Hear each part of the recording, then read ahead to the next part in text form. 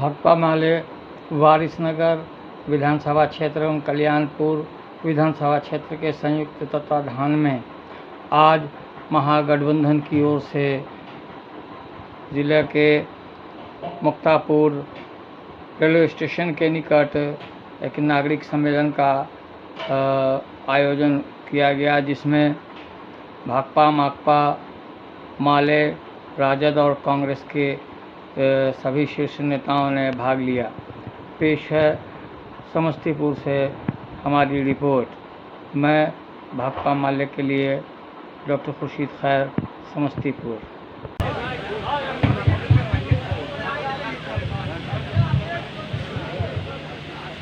साथी अध्यक्ष जी, आज के इस नागरिक सम्मेलन में उपस्थित महागठबंधन में शामिल सभी दल के सम्मानित नेतागण और इस चुनाव में आपके प्रत्याशी भाकपा माले के, महागठबंधन के हमारे नौजवान साथी रंजीत राम जी कल्याणपुर से, साथी फूल बाबू जी वारिसनगर से, और इस चुनाव में ये चुनाव जो एक बदलाव की जंग है, बिहार को बचाने, जमहूरियत को बचाने, मुल्क को बचाने, संविधान को बचाने की जंग है।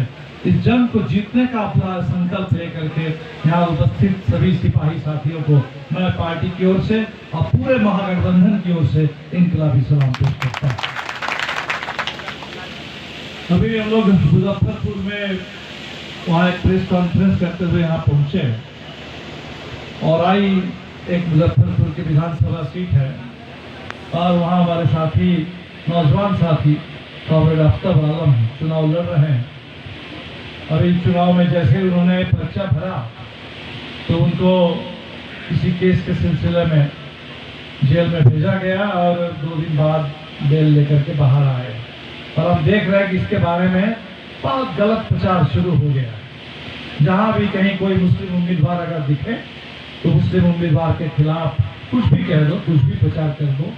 इसलिए आप सबों से हम सबसे पहले कहेंगे कि ये जो पूरे माहौल को खराब करने और हमारे लोकतंत्र को कमजोर करके इसमें सांप्रदायिकता के आधार पर चुनाव प्रचार करने, लड़ने और चुनाव को खराब करने की जो साजिश चल रही है, बहुत सजग रहिएगा। और इस चुनाव को हमें अपनी एकता के बल पर, अपने मुद्दों के बल पर लड़ना है और चुनाव को जीतना। बिहार में नीतीश कुमार जी और नरेंद्र मोदी जी, इन लोगों ने सोचा था कि कोरोना काल का चुनाव है और चुपके से चुनाव को चुरा लेंगे। जैसे पिछले बार भी 2015 में जनादेश को इन्होंने हाईजैक किया। इस देश में दल बदल होता था, कुछ नेता, कुछ विधायक कभी बिकते थे, इधर से उधर जाते थे। दल बदल को रोकने के लिए कानून भी बना हुआ, लेकिन नीतीश कुमार जी तो सरकार बदल, दल बदल नहीं, सरकार बनाने के लिए जनादेश मिला भाजपा के खिलाफ और पूरे कुर्सी लेकर के चले गए भारतीय जनता पार्टी के साथ सरकार बनाकर। इन लोगों को ये लग रहा था कि बस अभी कोरोना काल है, लॉकडाउन है, लोग परेशान है, घर में बंद है और इसी समय चुपके से चुनाव हो जाए और बस हम फिर एक बार सत्ता में बने रहेंगे। लेकिन शायद इनको अंदाजा नहीं था कि इस बिहार के बारे में हमारे साथी याद दिला रहे थे कि क्रांतिकारी भूमि है और जब जब अत्याचार चरम पर पहुंचता है, जब जब किसी का घमंड बहुत ज्यादा हो जाता है, जब जब चीजें हद से ज्यादा बर्दाश्त करने से बाहर चली जाती है, तब किस तरह से उस घमंड को तोड़ना होता है, किस तरह से तानाशाही को मिटाना होता है, ये बिहार के लोग बखूबी जानते हैं। ये वो धरती है जहां से 1857 की लड़ाई शुरू हुई थी। ये वो धरती है जहां 1942 में अंग्रेजों को भारत से खदेड़ने के लिए पूरे बिहार के किसान और नौजवान आगे आए थे। ये वो धरती है जहां आजादी के बाद जब जिस समय पूरे बिहार के अंदर और देश के अंदर कम्युनिस्ट लाल झंडा लेकर आगे बढ़ रहे थे, बंगाल में जब नक्सलवादी की लड़ाई हुई, उसकी चिंगारी भी इस बिहार में आकर के एकवारी में मुसहरी में गिरी और पूरे बिहार में लाल झंडे की लड़ाई बढ़ी। ये वो बिहार है जहां 76 में पूरे छात्र नौजवानों ने, जिसके नेता आज भी हमारे लालू प्रसाद जी इस समय जेल के हैं, और नीतीश कुमार जी जिन्होंने उस पूरे आंदोलन के साथ गद्दारी करके आज मुख्यमंत्री बने हुए हैं, उस पूरे आंदोलन ने बिहार से लेकर के हिंदुस्तान को बदल कर रख दिया था। ये वो बिहार है जहां जिस समय विश्वनाथ प्रताप सिंह की सरकार बनी और उस सरकार ने जब ये तय किया इस देश के अंदर पिछड़ों को अपना हक दिलाने के लिए मंडल कमीशन की एक रिपोर्ट है, उस रिपोर्ट को लागू किया जाए और पूरी हिम्मत के साथ उस रिपोर्ट को लागू कर दिया गया इस देश के अंदर। किसी भाजपा के किसी विरोध की परवाह नहीं किया लोगों ने, उस समय विरोध कर रहे थे लोग और आज जाकर के बहुत कहते हैं कि हम पिछड़ों के हितैषी हैं। ये वो बिहार है जब जिस समय आडवाणी जी रथ लेकर के चले और इसी समस्तीपुर के अंदर इस रथ को रोक दिया गया था बिहार के अंदर, उस पूरे जंगाई रथ को, तो उस बिहार के अंदर आज जब हिंदुस्तान में लोकतंत्र खतरे में है, संविधान खतरे में है, एक ऐसा चुनाव आया है हमारे बीच में, न सिर्फ हमें बिहार को बचाना है, न सिर्फ हमें विधानसभा के बारे में बात करनी है, न सिर्फ हमें नली गली की चिंता है, इस समय पूरे मुल्क की चिंता है, जमहूरियत की चिंता है। क्योंकि बिहार में हम सब लोग जानते हैं बिना लड़े कुछ नहीं मिलता, बिना लड़े राशन तक नहीं मिलता, बिना लड़े जब कुछ भी नहीं मिलता तो लड़ने के लिए लोकतंत्र चाहिए, लड़ने के लिए इस बात की गारंटी होनी चाहिए कि एक संविधान होगा, एक कानून का शासन होगा, जहां हम बात अपनी रख पाएंगे, जहां जुलूस निकल पाएंगे, जहां नारा बुलंद कर पाएंगे, जहां लिख पाएंगे, बोलने की हमारी आजादी होगी, लिखने की आजादी होगी, धरना प्रदर्शन जुलूस उसके लिए आजादी होगी। ये हमारा संविधान हमें अधिकार देता है। ये लोकतंत्र, ये संविधान अगर खतरे में होगा तब इस देश के अंदर क्या होगा? जिसकी लाठी उसकी भैंस। इस देश के अंदर एक तरफ अदानी अंबानी का कंपनी राज आकर के खेती से लेकर के कल कारखाना सब पर कब्जा कर लेगा और दूसरी तरफ जो लोग मनुस्मृति को हिंदुस्तान का संविधान बनाना चाहते थे, आज वही लोग फिर एक बार हिंदुस्तान के संविधान को बर्बाद करके मनुस्मृति का राज ठोकने की कोशिश करेंगे। और इसी खतरे से हम इस समय सामना कर रहे हैं, इस खतरे के रूबरू है। और बिहार ने जब इस बात को समझ लिया तो इस लॉकडाउन के दौर में भी हमने देखा कि इस समय जनता आगे है, हम लोग पीछे हैं। गठबंधन बनाया, हम लोग गठबंधन बनाने में भी बहुत समय दिए, लेकिन जनता का मूड उससे ज्यादा बन गया है और प्रतिदिन हम देख रहे हैं कि जनता का मूड और ज्यादा मजबूत हो रहा है। ये एक ऐसा चुनाव है जो चुनाव सिर्फ हम नहीं लड़ रहे हैं, ये चुनाव जनता लड़ रही है इस समय बिहार में, और ये बदलाव का चुनाव है और जनता आगे निकल चुकी है। और इसीलिए हम कहेंगे आप तमाम लोगों से, जनता पर भरोसा रखिए, मेहनत कीजिए, जम करके काम कीजिए, लेकिन ये बिल्कुल मत सोचिए कि चुनाव महज 5 पार्टी के गठबंधन का कोई चुनाव है, महज हमारे पास कितना ढांचा है, पिछले चुनाव में कितना वोट मिला था, किसके पास कितना वोट है, वो हिसाब किताब अभी छोड़ दीजिए, भूल जाइए। ये जो चुनाव है इस समय पूरे बिहार के छात्र नौजवान लड़ रहे हैं और अब देख रहे हैं कि किस तरह से छात्र नौजवानों का मूड बदला हुआ है। बिल्कुल छात्र नौजवानों का मूड बदला हुआ है, क्योंकि यही छात्र नौजवान कुछ दिन पहले तक भी मोदी मोदी कर रहे थे। यही छात्र नौजवानों को उम्मीद थी नीतीश कुमार से विकास होगा, अच्छे दिन आएंगे, हमारे देश में हमें रोजगार मिलेगा। और इस समय छात्र नौजवान देख रहे हैं ये जो हमारे देश की शिक्षा चौपट है, कोरोना काल में परीक्षा में पार्लियामेंट का सत्र नहीं हो रहा है, कोर्ट का सत्र नहीं हो रहा है, वीडियो कॉन्फ्रेंसिंग से कोर्ट चल रहा है और छात्रों को धकेल दिया गया कि जाओ परीक्षा देने के लिए यहाँ से वहां जाओ। और छात्रों के साथ ये जो खिलवाड़ हुआ, ये जो मजाक हुआ, हमारे साथी बता रहे थे कि ऑनलाइन पढ़ाई के नाम पर हिंदुस्तान में आज गरीबों को शिक्षा से वंचित कर देने की पूरी साजिश आ गई है। आत्मनिर्भर भारत का नारा लग रहा है और शिक्षा नीति बन रही है कि विदेशी विश्वविद्यालय हिंदुस्तान के अंदर आना चाहिए, शिक्षा का निजीकरण हो जाना चाहिए, स्वास्थ्य का निजीकरण हो जाना चाहिए। तो निजीकरण का मतलब क्या? निजीकरण का मतलब महंगाई, निजीकरण का मतलब महंगाई। अब रेलवे के निजीकरण के साथ साथ खबर आने लगी है कि रेलवे वाले तय कर रहे हैं कि अगर आपको लंबी दूरी की यात्रा करनी है, अगर यहाँ से समस्तीपुर से आप जाना चाहते हैं दिल्ली, अगर आप कम समय में जाना चाहेंगे, उन गाड़ियों में, लॉन्ग डिस्टेंस की गाड़ियों में अब कोई स्लीपर क्लास नहीं होगा, उसमें सिर्फ एसी के डब्बे लगेंगे। और अगर आप बिना एसी का जाना चाहेंगे थोड़ा सस्ते में, तब यहाँ से 36 घंटा में पैसेंजर ट्रेन से जाने की तैयारी कीजिए। लॉन्ग डिस्टेंस की ट्रेनें अब पूरे पैसे वालों के लिए हो जाएंगी। तो अब महंगाई का, ये निजीकरण का मतलब महंगाई और निजीकरण का मतलब आरक्षण का खात्मा। क्योंकि हमारे देश में जो भी सरकारी रोजगार था, सिर्फ उसी सरकारी रोजगार में ही आरक्षण की नीति लागू थी।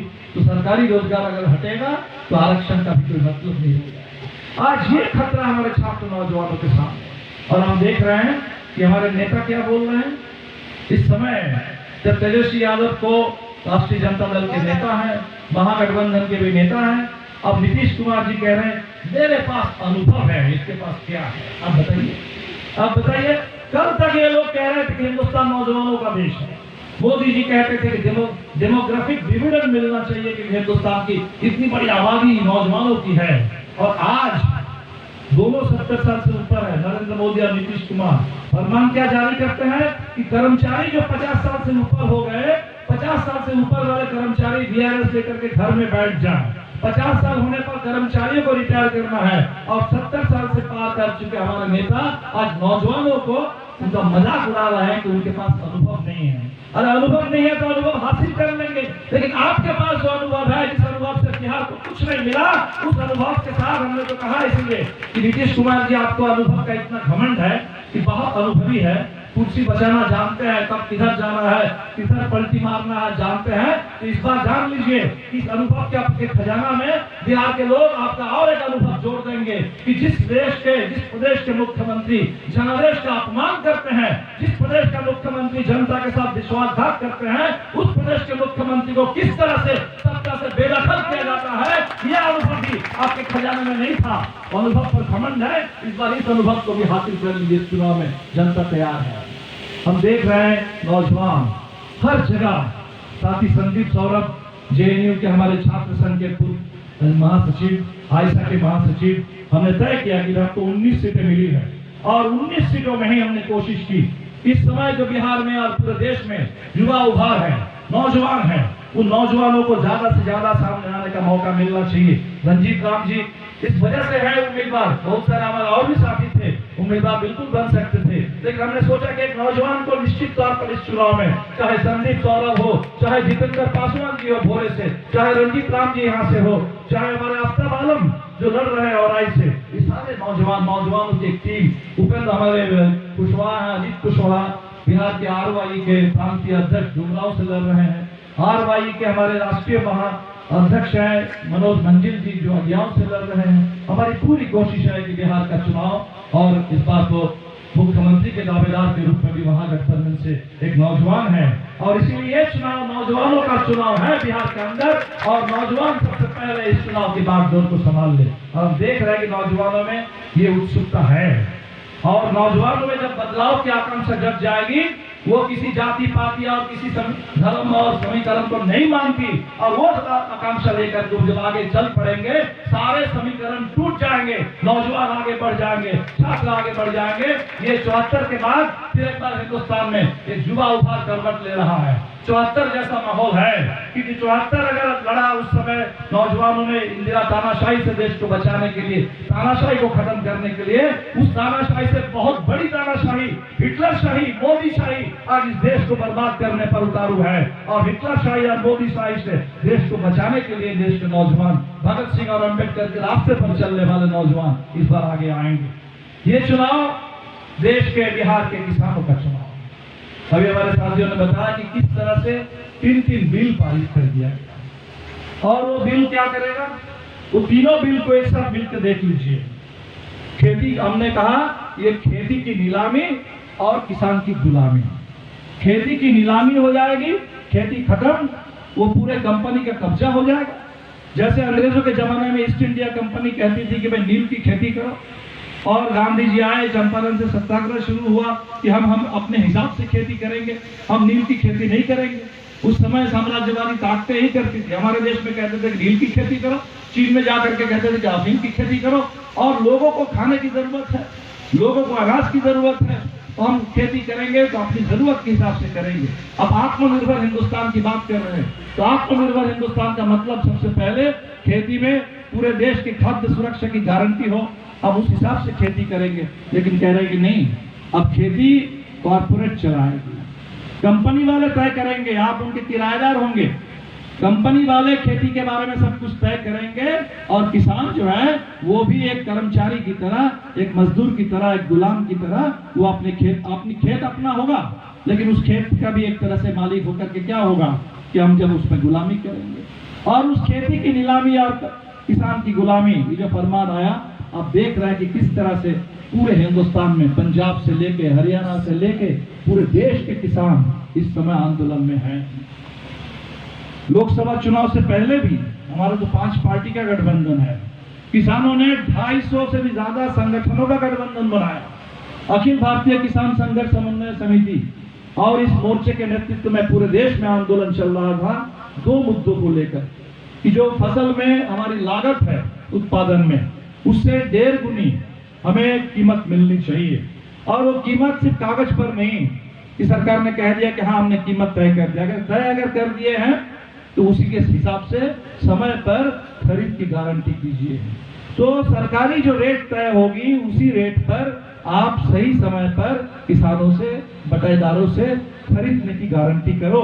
दूसरा, जो इस पूरे देश में इस समय सबके ऊपर कर्ज का बोझ है, तो जो बड़े लोग हैं, विजय माल्या साहब है, नीरव मोदी है, मेहुल चोकसे है, देश के पूंजीपति, ये कह रहे थे कि बाहर से पैसे लाएंगे, काला धन बाहर से अंदर आएगा। बाहर से एक पैसा नहीं आया, लेकिन अंदर का सफेद धन हमारे बैंक से अरबों खरबों रुपया ले करके एक से एक पूंजीपति भाग के बाहर चले गए। लेकिन जो छोटा छोटा कर्ज है देश के किसानों पर, नौजवानों पर, छोटे दुकानदारों पर, हमारी बहनें जो स्वयं सहायता समूह से जुड़ी हुई है, माइक्रो फाइनेंस से थोड़ा बहुत कर्ज मिला है। इस लॉकडाउन के दौर में 1 पैसे की आमदनी नहीं है, खाने का नहीं है, लेकिन वो माइक्रो फाइनेंस वाले, बैंक वाले आ रहे हैं कि कर्जा जो है इसको वसूल करो। लग रहा है कि देश में फिर से महाजनी प्रथा लौट आई है, फिर से जमींदारी, फिर से महाजनी, फिर से इस देश के अंदर ऐसे जुल्म लोगों के ऊपर। तो इसके खिलाफ आज किसान एकताबद्ध है। बिहार का भी ये चुनाव बिल्कुल किसानों का चुनाव होना चाहिए। और हमें खुशी है कि कल जो 25 सूत्री एक घोषणा पत्र जारी किया गया, संकल्प पत्र जारी किया गया, हमने कहा है कि जो दिल्ली का कानून है हमें मंजूर नहीं है, दिल्ली के कानून के खिलाफ हम लड़ेंगे, लेकिन बिहार के अंदर दिल्ली के कानून को हम लागू नहीं होने देंगे। बिहार के अंदर एमएसपी तय किया जाएगा और सही एमएसपी पर सरकारी खरीद की गारंटी सरकार करेगी बिहार के किसानों के लिए। वो नया कानून नहीं, बल्कि एमएसपी और हमारे जो मंडी, जिन मंडियों को नीतीश जी ने खत्म कर दिया था, उसको लागू किया जाएगा। तो ये चुनाव किसानों का चुनाव है और किसान अपने किसानी की हैसियत से, किसान होने के नाते इस चुनाव में और कुछ नहीं देखना है, इतना ही देखना है कि नरेंद्र मोदी किसान विरोधी, इस देश की खेती को चौपट करने के लिए, खेती में भी अदानी अंबानी कंपनी राज को ठोकने के लिए जब साजिश होगी, तब किसान जो 1857 से लड़ रहा है इस देश के अंदर, वो किसान आज फिर लड़ेंगे। और किसान जब लड़ेंगे तो किसी सरकार के लिए उनके चैन की नींद खत्म हो जाएगी। ये चुनाव इस देश के अंदर इस समय महिलाओं का चुनाव है। कविता जी अभी बता रही थी हाथरस के बारे में, मुजफ्फरपुर के बारे में। हर रोज की घटना है, हर दिन, एक भी दिन नहीं जाएगा, अखबार लीजिए, टीवी खोलिए, रिपोर्ट मिल जाएगी। अब सोच रहे थे कि हाथरस के बाद शायद कुछ रुकेगा, कल हम देखें कि बाराबंकी में भी फिर ऐसी घटना घटी। और हर घटना में जो नई बात है, ये लोग कहते हैं कि तो सामाजिक बुराई है, कि हत्या, बलात्कार ये तो हमेशा होता रहा है, हमेशा होता रहेगा, हमेशा होता रहेगा। क्यों होता रहेगा? समाज बदलेगा नहीं। सरकार का क्या काम है? अगर बलात्कार हो रहा है तो सरकार का क्या काम है? कानून बने हुए हैं। हम देख रहे हैं कि सबसे शर्मनाक जो बात है, जो बदलाव आया पहली बार इस देश के अंदर, कि सरकार बलात्कार पीड़ितों के पक्ष में नहीं, न्याय के पक्ष में नहीं, सरकारें, भारतीय जनता पार्टी की सरकारें खास तौर पर बलात्कारियों के पक्ष में खड़ी हो जाती है और वहां बलात्कारियों का राज चल रहा है उत्तर प्रदेश में। और इसीलिए आज ये जो चुनाव, आप सोच लीजिए, वारिसनगर में, कल्याणपुर में, पूरे बिहार में आपके मतदाता आधी आबादी महिलाओं की है। और इस समय अगर हम महिला के हैसियत से नहीं सोचेंगे, अब इस देश में हमारे नारे लग रहा है बेटी बचाओ, बेटी पढ़ाओ, लेकिन देश की बेटियां क्या इस कदर कभी असुरक्षित रही है? इस कदर हमारे देश की बेटियों के साथ जनता पर, किसानों पर, मजदूरों पर, गरीबों पर हम देख रहे हैं कि भारतीय जनता पार्टी के अंदर जबरदस्त बौखलाहट, बौखलाए हुए हैं। कह रहे कि ये गठबंधन जो बना, वामपंथियों ने हाईजैक कर लिया, वामपंथियों ने राष्ट्रीय जनता दल को भी कब्जा कर लिया। अरे कब्जा करने वाले तो लोग आप हैं, जनादेश को हाईजैक कर लेते हैं, सरकार को हाईजैक कर लेते हैं। वामपंथियों ने तो ये तय किया बिहार के अंदर कि जिस समय ये लोग सोच रहे थे कि गठबंधन जो है वो महज राष्ट्रीय जनता दल और कांग्रेस का गठबंधन रह जाएगा, तो लोगों को लगेगा कि इसमें कोई नई बात नहीं है। लेकिन उस समय हम लोगों ने तय किया कि नहीं, बिहार वामपंथ की पूरी ताकत अगर इस गठबंधन में पूरे इज्जत के साथ, सम्मान और तेवर के साथ अगर शामिल हो जाती है तो गठबंधन का बिल्कुल नजारा बदल जाएगा बिहार के अंदर, और एक जबरदस्त लोगों के अंदर ऊर्जा का संचार होगा, आत्मविश्वास का संचार होगा। और जैसे ही ये तय हुआ कि इस बार का जो गठबंधन है एक निर्णायक गठबंधन है, एक राजनीतिक तौर पर मजबूत गठबंधन है, यहाँ से इधर उधर होने वाले कोई लोग नहीं है, ये गठबंधन लड़ने वाला गठबंधन है। आप देख लीजिए भारतीय जनता पार्टी सबसे परेशान है इस गठबंधन को लेकर, और इसीलिए वो क्या कह रहे हैं, वो आप कह रहे हैं कि भाई इस समय कल अमित शाह का इंटरव्यू आया, उन्होंने कहा कि अगर नीतीश जी को कम भी सीट आती है तब भी हम उन्हीं को मुख्यमंत्री मानेंगे। अब जरा सोच लीजिए भाई साहब हमारा क्या कहना चाहते हैं। नीतीश वो कह रहे हैं पहली बात तो कि नीतीश जी को कम सीट आएगी। नीतीश जी को कम सीट क्यों आएगी? बिल्कुल साफ है, नीतीश जी ने बिहार के साथ धोखा किया। नीतीश जी ने विकास की बात करके, न्याय की बात करके, सुशासन की बात करके, उम्मीदें जगा करके उन सारे उम्मीदों की हत्या कर दी, और नीतीश जी से लोगों को चल गया कि आप कुछ और मिलने वाला नहीं है, इनसे एकदम खत्म है इस समय, और इसीलिए नीतीश जी को निश्चित तौर पर कम सीट आएगी। लेकिन नीतीश जी को अगर कम सीट आएगी तो भारतीय जनता पार्टी क्यों बचेगी? भारतीय जनता पार्टी उसी के साथ मिल करके नीतीश जी के कंधे पर बंदूक लग करके पूरे बिहार के लोगों को निशाना बना रही थी। तो नीतीश जी को कम सीट आने का मतलब निश्चित तौर पर भारतीय जनता पार्टी को भी कम ही सीट आएगी, और अगर ऐसा नहीं होता है तो इसका मतलब दाल में कुछ काला है। इसका मतलब भारतीय जनता पार्टी चोर के दारी में तिनका, वो कुछ सोच रहे हैं कि इस बार हमें इस चुनाव में थोड़ा नीतीश जी को डाउन साइज करके इस बार हमको बिहार पर कुछ कब्जा करना है। ये हमने उत्तर प्रदेश में देखा।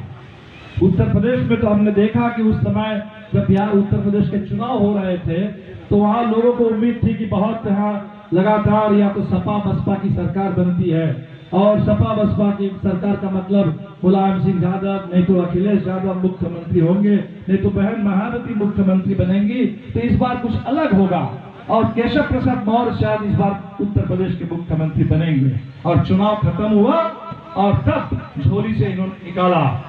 नीचे तो बात हुई कि पूरा सामाजिक न्याय होगा, अति पिछड़ों के लिए सरकार बनेगी, महादलितों के लिए सरकार बनेगी, लेकिन चुनाव के बाद जब सरकार बनी तो उसमें योगी आदित्यनाथ को मुख्यमंत्री के रूप में थोप दिया गया। और उसके बाद से उत्तर प्रदेश में क्या चल रहा है, आज पूरे बिहार और पूरा यूपी, पूरा हिंदुस्तान परेशान है। तो अगर वहां जो योगी राज है उस योगी राज की तरह यहाँ तो गिरिराज अगर आ जाए बिहार में, तो बिहार को लेकर के क्या करना चाहते हैं आप समझ लीजिए। बिहार के गांव गांव में लोग समझ रहे हैं कि बिहार के अंदर जो भी लड़ करके मान सम्मान हमने हासिल किया दलितों के लिए, गरीबों के लिए, किसानों के लिए, क्योंकि ये ऐसे लोग हैं जो इस बिहार के अंदर जनसंहार होता रहा और जनसंहार करने वालों को गांधी बताते रहे। ऐसे लोग अगर बिहार में आ जाएंगे वो क्या करना चाहते हैं आप समझ लीजिए। इसीलिए इस बार का जो चुनाव है, इस चुनाव में एक जबरदस्त हम देख रहे हैं कि जो गठबंधन है इसके पक्ष में अब एक लहर चलने लगी। ये लहर चल रही है और इस लहर की रफ्तार बढ़ रही है। आपका काम है कि इसको पूरी तरह से समेटना है। बिल्कुल इस पूरे हर एक विधानसभा क्षेत्र में एक संदेश ठीक से पहुंच जाए। जैसे भी यहाँ महागठबंधन बना तो हमारे बहुत सारे राजद के साथी जो चुनाव दर चुनाव लालटेन पर मुहर लगाते रहे हैं, ईवीएम बटन दबाते रहे, इस बार उनका चुनाव चिन्ह बदल गया है। उनको झंडे पर 3 तारा पर बटन दबाना है। हमारी पार्टी के बहुत सारे साथी हैं जो लगातार पार्टी के चुनाव चिन्ह पर वोट डालते रहे हैं। इस बार महागठबंधन है तो उनके लिए नहीं होना चाहिए, बिल्कुल होना चाहिए। तो आप अगर देखेंगे कि इस तरह से बिहार के स्कूलों को मजबूत कर दें और उन स्कूलों में सही तरह से बिल्डिंग भी हो, जो मुचकुंद दुबे साहब की जो रिपोर्ट थी उस रिपोर्ट को अगर ठीक है तुरंत पूरा लागू करना अगर संभव भी ना हो, उसको अगर एक समयबद्ध तरीके से चरणबद्ध तरीके से उसको लागू करें तो बिहार में शिक्षा सुधार होगा। अब कुछ लोग हल्ला कर रहे हैं कि भाई ये तेजस्वी जी के पास क्या डिग्री है, नीतीश जी के पास क्या डिग्री है। हमसे भी पत्रकारों ने पूछा, हमने कहा कि हमें इससे कोई मतलब नहीं है, इनके पास क्या डिग्री है नहीं है इससे मुझे कोई लेना देना नहीं है, मेरी कोई दिलचस्पी नहीं है। हाँ, अगर कोई झूठा डिग्री क्लेम कर रहा है अगर कोई झूठ बोल रहा है कि मेरे पास एंटायर पॉलिटिकल साइंस का मास्टर डिग्री है, जो सब्जेक्ट पूरी दुनिया में किसी ने कभी नहीं पढ़ा है और आज तक डिग्री दिखा नहीं पा रहे हैं, तो झूठ डिग्री के क्लेम कोई करेगा तो निश्चित तौर पर वो मुद्दा है वो झूठ के खिलाफ। हमारे लिए मुद्दा क्या है? हमारे लिए मुद्दा है कि डिग्री आप अपने पास रखिए, लेकिन बिहार की शिक्षा सुधार के लिए हम क्या करेंगे? बिहार में बच्चों को पढ़ने का अधिकार मिले, उस शिक्षा का यहाँ बिहार के अंदर बेहतर शिक्षा मिले, ये हमारे लिए देखना है। तो सरकारी स्कूल और सरकारी चिकित्सा व्यवस्था, सरकारी अस्पताल, इसको ठीक करिए। दिल्ली में आम आदमी पार्टी वालों से हमारा बहुत मतभेद है, लेकिन एक कोशिश उन्होंने की कि सरकारी स्कूलों को बेहतर बना ले, सरकारी अस्पतालों को बेहतर बनाने, शहर में मोहल्ला क्लिनिक चालू करने। तो शिक्षा और स्वास्थ्य के मोर्चे पर सरकार कोशिश करे तो निश्चित तौर पर एक बेहतर शिक्षा और बेहतर स्वास्थ्य का इंतजाम हम कर सकते हैं बिहार के अंदर। और उसके बाद निजी अगर है और निजी को भी ठीक से नियंत्रित कीजिए।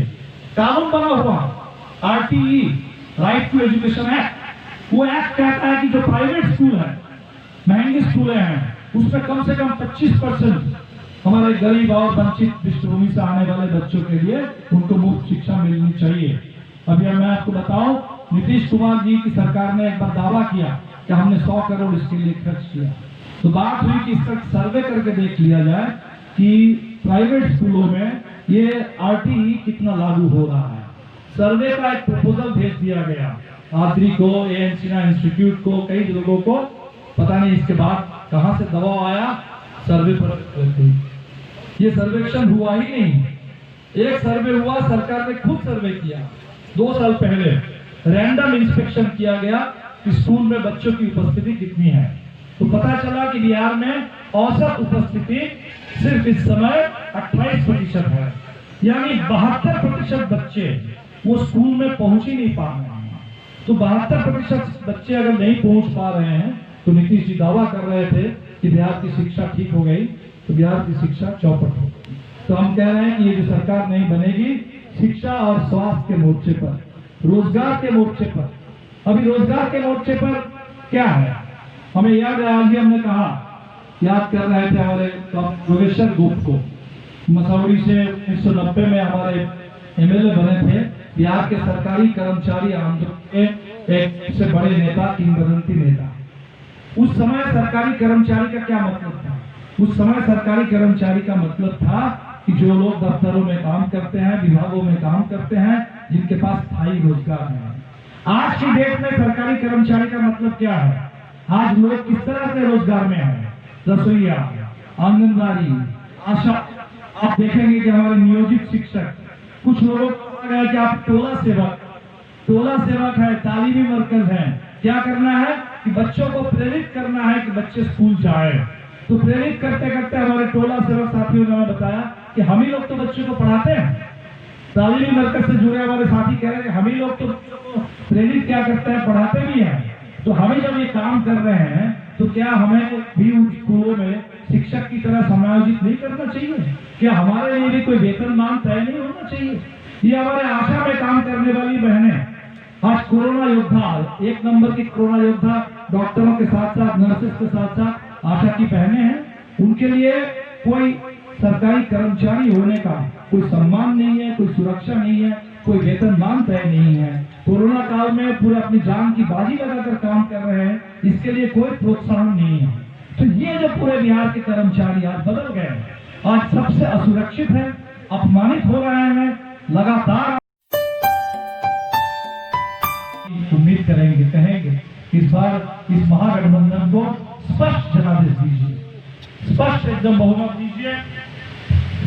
और इसीलिए हमने जो नारा दिया है, NDA हराओ, बिहार बचाओ, जनता की दावेदारी आगे बढ़ाओ, NDA हराओ, बिहार बचाओ, महागठबंधन को विजयी बनाओ।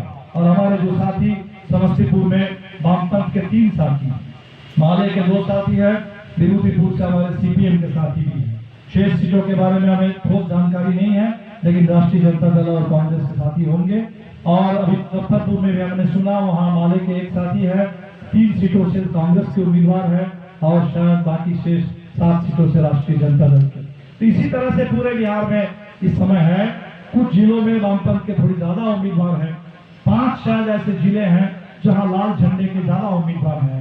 एक तो पहले चरण में शाहबाद में भोजपुर है, एक पटना शहर गांव मिलाकर के 3 वामपंथी उम्मीदवार है, एक सिवान है जहां माले के 3 उम्मीदवार है, एक बेगूसराय है जहां सीपीएम माले के उम्मीदवार नहीं है, लेकिन हमारे सीपीआई और सीपीएम के साथियों को जोड़ करके शायद 3 या 4 उम्मीदवार हैं, और एक समस्तीपुर जिला है जहां से सीपीएम और माले को मिला करके 3 उम्मीदवार हैं। और इसीलिए आप लाल झंडे के साथियों से खास तौर पर कहेंगे, जैसे तो पूरे महागठबंधन की बात है, लेकिन लाल झंडे के साथियों को थोड़ा और मेहनत करके इस बात की गारंटी करनी होगी कि इस बात